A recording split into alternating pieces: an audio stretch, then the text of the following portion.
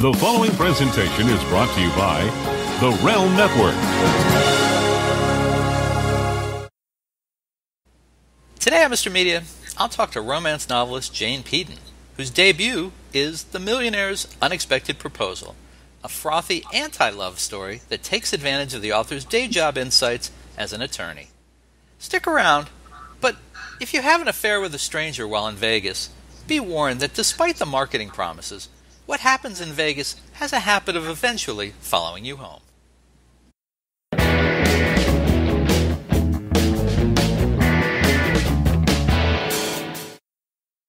So much media, so little time.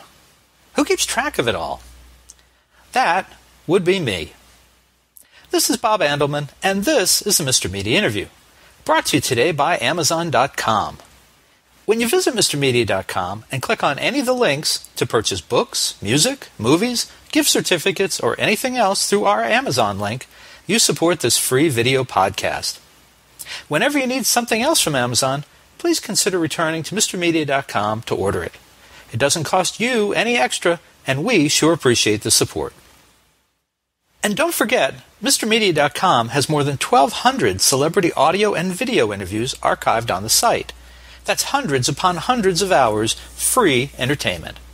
Subscribe for free on MrMedia.com, and you'll instantly get an email every time a new interview is posted. You can also watch and subscribe to the show on YouTube, Vimeo, Dailymotion, the Realm Network, and Frequency.com. And if you prefer to just listen, Mr. Media is also available for free on iTunes, Spreaker, iHeartRadio, Stitcher, SoundCloud, Blueberry, TuneIn, Blog Talk Radio, Podfeed.net, and Player FM. You can subscribe to any of those services and never miss another episode. Finally, you can interact with Mr. Media Interviews on all kinds of social media, including Facebook, Twitter, Google+, and more. Friend or follow us, we'll friend or follow you back. Thanks for listening. Thanks for watching.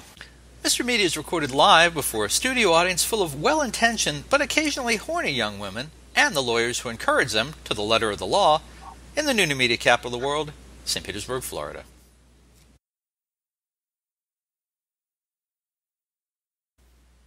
Longtime Mr. Media fans, and you're not the only one, Mom, are probably aware that it has been a while since I've had a romance novelist as a guest. I can't explain why that is, except there are hundreds, perhaps thousands of them, and only one of me. But I get a kick out of the genre on occasion, and have enjoyed the previous appearances of Kristen Harmel, Adriana Trigiani, Tracy Ann Warren, Jodie Thomas, J.C. Isabella, and Brenda Novak. That's why I was game to read attorney Jane Peden's first novel, The Millionaire's Unexpected Proposal. And I cannot tell a lie. I enjoyed the heck out of it. The story has twists and turns from start to finish. The romance comes and it goes, just like in real life. And the sex is hot and steamy, just the way you want it, when you want it. Of course, that makes it sound like McDonald's, doesn't it? Making this book all the more fascinating is that writing love stories is what Jane Peden does at night and on weekends. By day, she is an employment law specialist, a happily married wife whose husband is her paralegal, and she's a mother of two. Yeah, I think you'll love reading The Millionaire's Unexpected Proposal, and I think you'll enjoy getting to know my guest, too. Jane Peden, welcome to Mr. Media. Thank you. Happy to be here. Glad to have you. But come on, what's the deal, Jane? Being a lawyer doesn't keep you busy enough? Being a lawyer keeps me too busy sometimes. I write romance novels for fun. One of the best things about writing a romance novel is I can be the one who controls how it all ends. And unfortunately, in lawsuits, despite your best efforts, you don't always get to control the outcome. Oh, come on, you always win. I mean, the lawyers on TV always win. You must always win, don't you? Yeah, and the ones on TV manage to take an entire case and finish it in 45 minutes, too. Unfortunately, in real life, it doesn't always work out that way. It does tend to drag on a little bit, doesn't it? It does. When did you get hit by the writing bug? I mean, is it something you always wanted to do? It's something I've always loved. I can remember being in fifth grade and writing a serial of mysteries and standing up and reading them in front of the class. And I kind of got the writing bug back then. So I always knew someday I would write, but I went through a couple careers. I was in journalism and PR, then decided to go to law school. And one thing that all of my careers have in common, including being a lawyer, is it involves a lot of writing. But through all that time, I've always enjoyed writing more as a hobby, and about 10 years ago decided to really get serious about it and try to get published. And why romance novels? Well, a couple of reasons. One is very pragmatic, I guess, that I think 46% of all of the new books that are published every year are romance novels. It's an area that's easier to break into because there's such a huge demand for it. Another reason is I've always loved romance. I've always enjoyed reading romance novels ever since I first read Jane Eyre, and then read a lot of the Gothic romances, when I was a teenager, Victoria Holt and Phyllis A. Whitney. And I've always enjoyed it because, frankly, life doesn't always have a happy ending. And although I've read a lot of, tortured novels with lots of angst, when I want to go home and relax, I want to read something that has a happy ending, where the characters, deal with their struggles, and in the end, love wins out, and everyone lives happily ever after. So I've enjoyed reading those, and when I decided to write and be serious about it, why not write what I love to read? So that's really what drew me to it. And is The Millionaire's Unexpected Proposal, is this the first one you've written, or have there been others ahead of it that we may not ever see? Well, there's one. The first one we will never ever see. It's residing under my bed, as they used to say. Although nowadays, since we don't write on a typewriter, I've started one actually when I was about 13, and just finished reading Jane Eyre. And I started writing a romance novel, got about halfway through it, and never completed it. And it was a good thing because I think it was awfully similar to Jane Eyre, let's just say. So perhaps just as well that it never saw the light of day. It was more of a fan fiction type thing. I did write a romance before, a romantic comedy that did well in romance, won several romance contests, but never ultimately didn't get published, and came close a few times. But I think one of the mistakes a lot of times that new writers make is just continuing to rewrite the same book over and over and over again. And can you imagine if a painter, if an artist who, didn't have success with the first painting, just kept painting over the canvas until it had, 200 layers. Sometimes you need to move on from the first one and use it as a way that you've learned. My second one was a thriller, actually not a romance, although it had some romantic elements in it. But it was a thriller that, unfortunately, my agent looked at it, and when she looked at it around the same time as the one that was ultimately published, and said to me, "Wow, this would have been a great idea if only you had come up with this 10 years ago." I didn't tell her that I actually started writing the book 10 years ago. It took me 10 years to complete it. So those two will probably never be out. But I do have another longer romance, also about lawyers in Florida, that's out now that I'm hoping to get published and haven't heard back yet. And I've even submitted the sequel to The Millionaire's Unexpected Proposal to the same publisher, and I sent that in a few weeks ago, and I'm waiting to hear back on that one. Okay, well, so I've actually written, I think, 5 books total, although The Millionaire's Unexpected Proposal was the only one so far that's been published. Well, I'm glad to hear that there's a sequel to The Unexpected Proposal, but I'll ask you about that after we talk about the book a little bit. Okay. Tell me how you... did you approach writing The Millionaire's Unexpected Proposal? Did you approach it any differently than the books that preceded it? Can you pinpoint why this one, got an editor's attention and sold, whereas the others have not yet? Well, this one's written toward a very specific market. In the romance industry, there are books called category romances, or sometimes they're called series romances, that have a very specific reader expectation. And they're all between maybe 45 to 60,000 words in length. So they're smaller books. They're the ones that if you went to the bookstore, you might see or even to like a Walmart or a Target, you may see an end cap that has these books that are short romances, and they're broken down into different specific lines. For example, my publisher, Entangled, has a specific line called indulgence. And in the indulgence books, the reader has a very specific expectation. The books are always going to have a hero who's very successful, very wealthy. This is someone who's the CEO of the company. It's the millionaire or the billionaire. It's the man that doesn't fly first class. He takes his private jet. So that's the hero. And then the love interest is always, typically a woman who's independent, who probably doesn't have as much of the financial wherewithal as the hero does, but she's an independent and modern woman. And there are always tropes, romance tropes that you follow. I mean, the same because and it's I've heard people say that writing romance is formulaic. It's not really a formula, but it's just as if you were buying a cozy mystery. There's certain things you expect to see in a cozy mystery.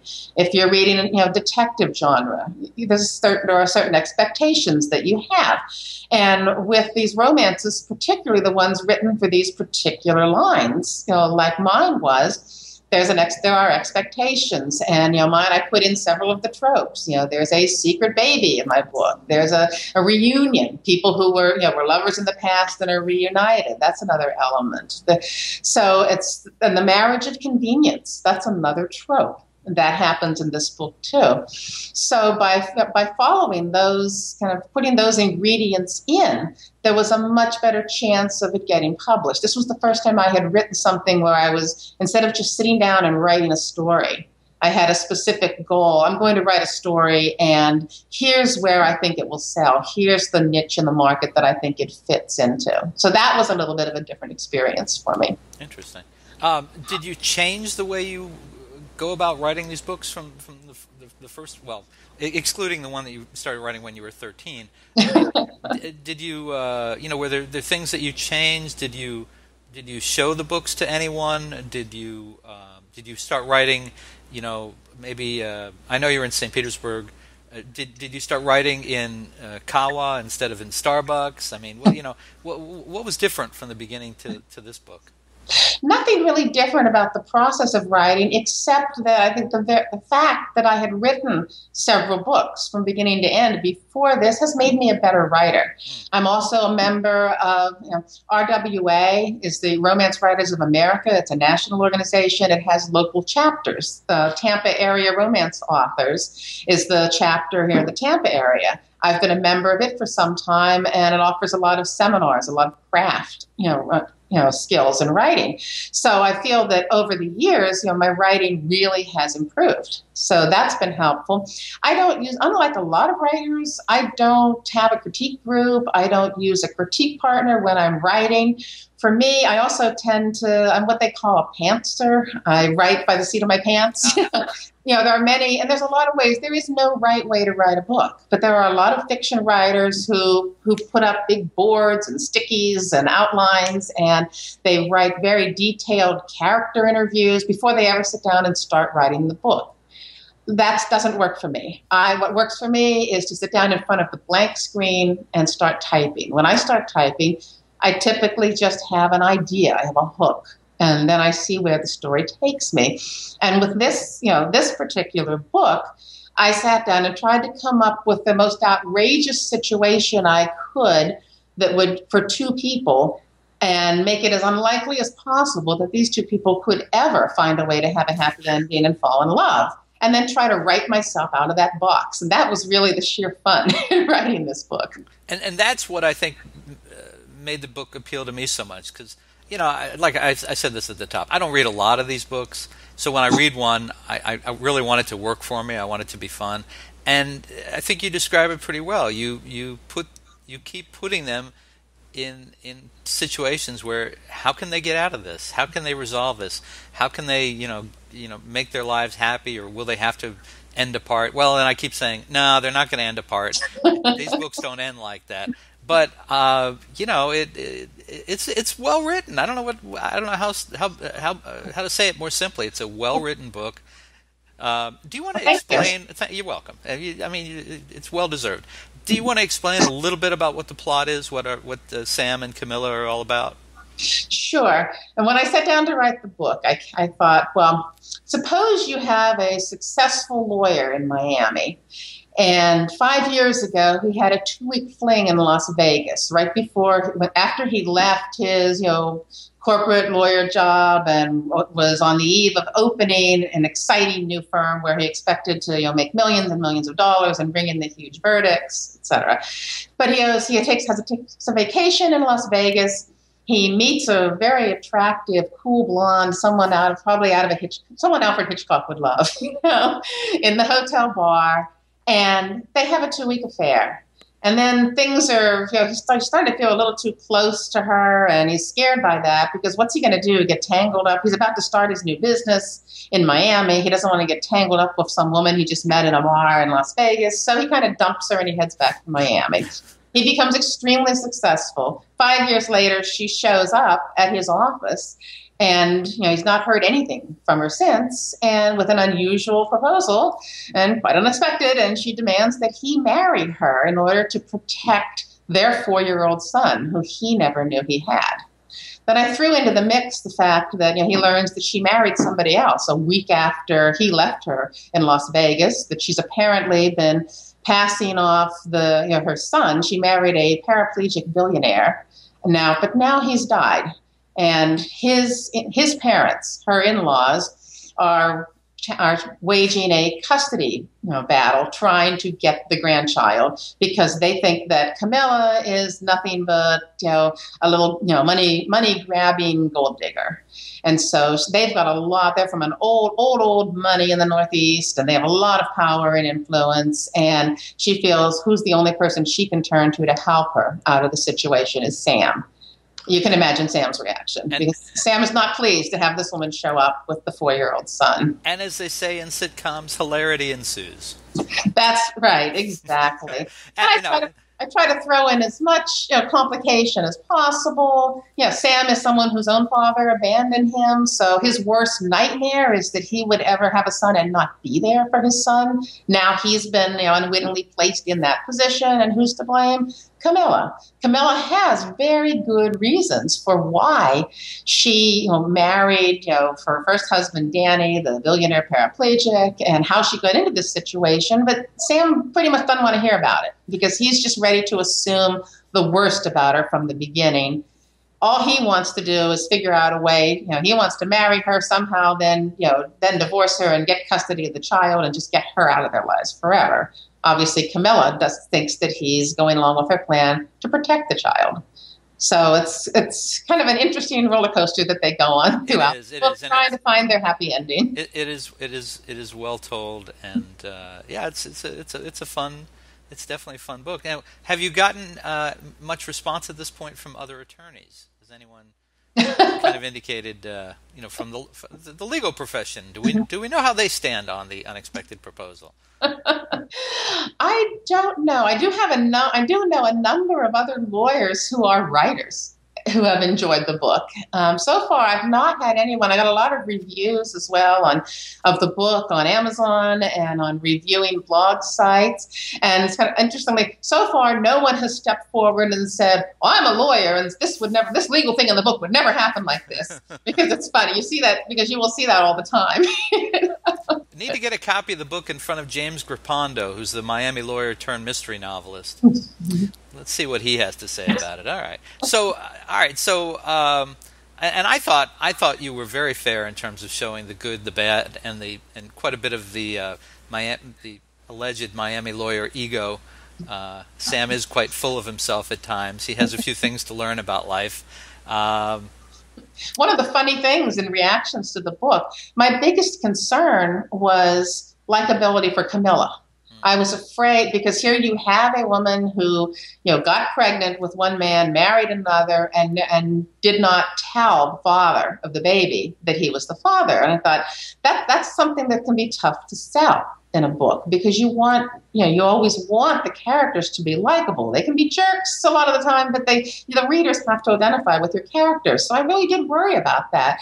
But to my surprise, readers love Camilla and they hate Sam. Oh, yeah. So kind of funny. Yeah, absolutely. Which is interesting because for most of us, the only Camilla we know married Prince Charles and had been carrying on an affair with him while he was married to Lady Di. So, or Prince Diana, I guess. So, it was interesting to come full circle and actually find a Camilla that was likable. Yes, I'm redeeming the name Camilla here. There you go. People who are named Camilla now can be compared to my character. And I guess now for people who are thinking about reading the book, now that you've revealed that there is a sequel in the works, another good reason to jump on board, because they can read the further adventures of Sam and Camilla. Yes, Sam and Camilla do appear in the second book, but it's really Richie's story, who is Sam's partner. Sam has two law partners in his business. There's Sam, Richie, and Jonathan, who started the firm together.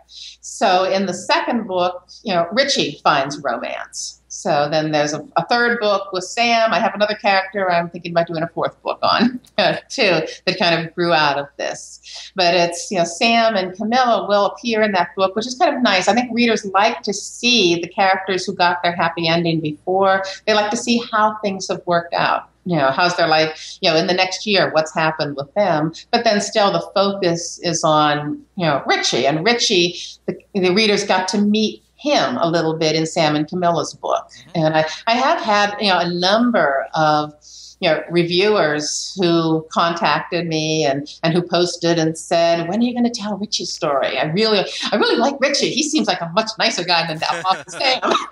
Now, Richie and Jonathan, one of them was kind of a shark, and one of them was kind of more of a fatherly figure, maybe a little religious, maybe? Am I remembering this right? Mm-hmm. That's Richie. Okay, yeah. That sounds like the kind of guy that the romance audience would go for.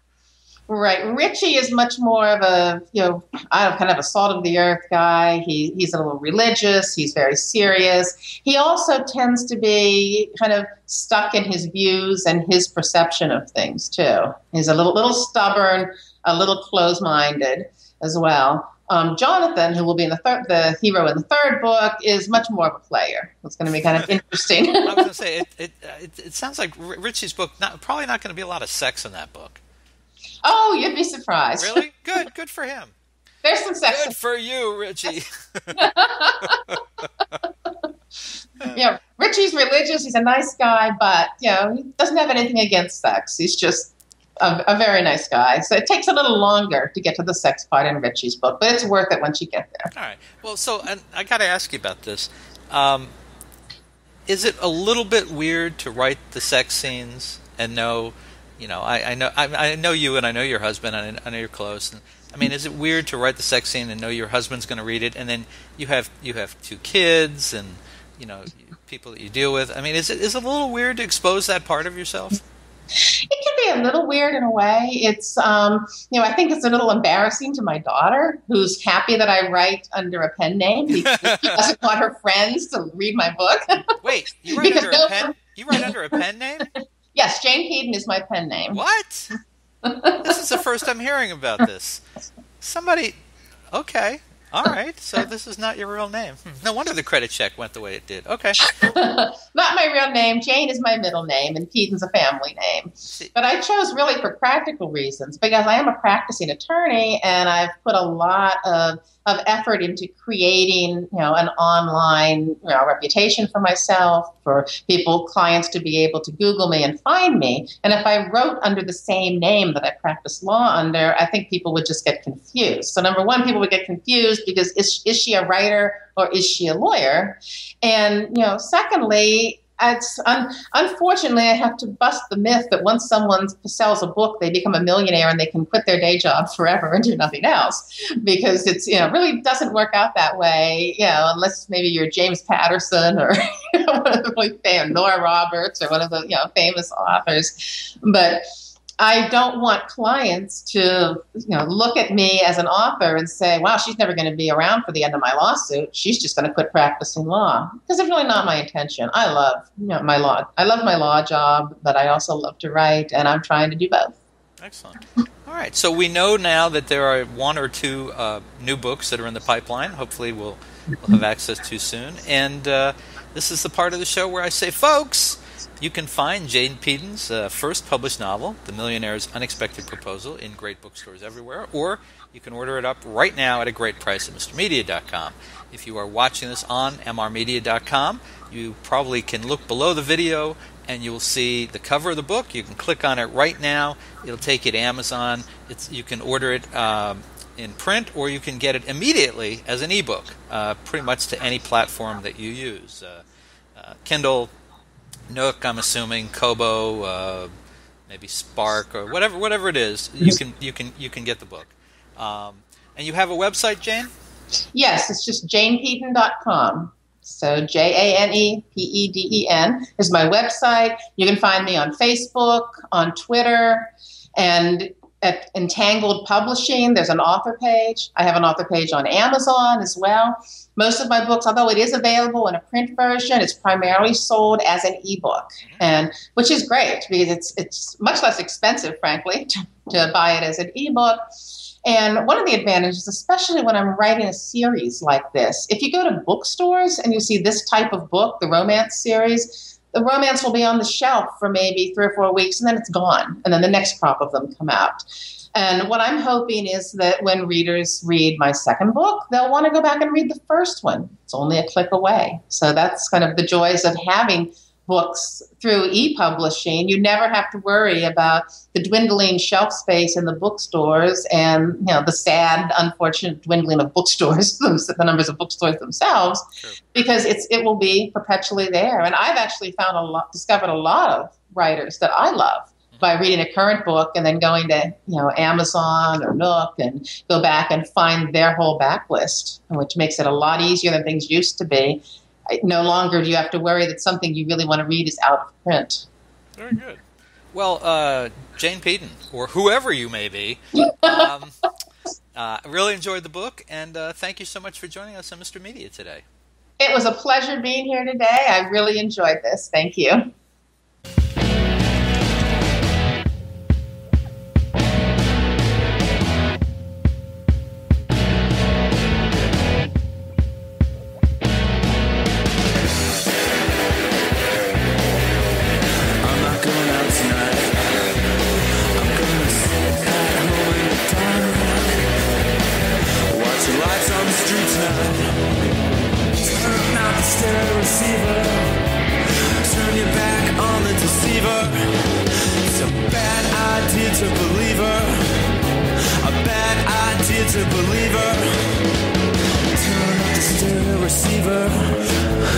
Turn up the